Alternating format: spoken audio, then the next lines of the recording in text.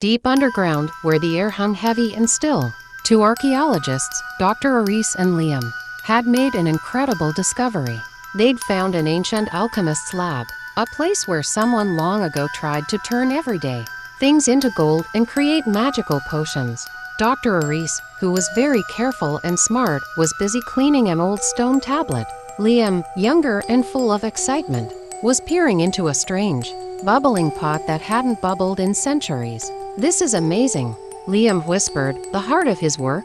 Dr. Aris mumbled something about living shadows written on the tablet, guardians meant to protect the alchemist's secrets. She thought it was just an old, dramatic story. Suddenly, a cold whisper seemed to float from the darkest corners of the lab. Liam froze. "Did you hear that?" he asked. But before Dr. Aris could answer, their only light, a bright work lamp, flickered and died. Darkness swallowed them, leaving only the small beam from Liam's headlamp. A shiver ran down Liam's spine. "It's freezing in here," he said, his voice shaky. Then, something even stranger happened. A patch of darkness peeled away from the stone wall. It wasn't just a shadow. It was a deeper, moving void. It stretched and shifted, like a silent, inky creature. "Liam, behind you!" Dr. Aris yelled. The shadow surged forward, crashing into a delicate glass bottle, which shattered. The shadow let out a chilling hiss. Liam stumbled backward, fear gripping him.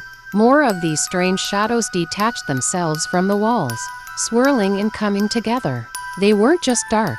They drank the light, making the room even gloomier. One of them lunged, its shadowy fingers reaching for Liam's leg.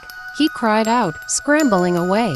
Dr. Aris, trying to stay calm, pulled out a small, shiny silver cross. The shadows recoiled slightly from it, hissing even louder. But there were too many of them, flowing around the tiny bit of light, closing in.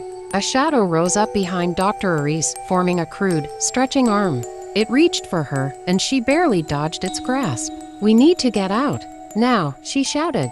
Liam scrambled toward the exit, but the shadows were faster, surrounding them. They moved with an unnatural, silent speed. The small light from Liam's headlamp began to dim, flickering wildly as a shadow passed over it. The whispers from the shadows turned into guttural growls. "They're pulling the light away," Liam breathed, horrified. Then, his headlamp blinked out completely.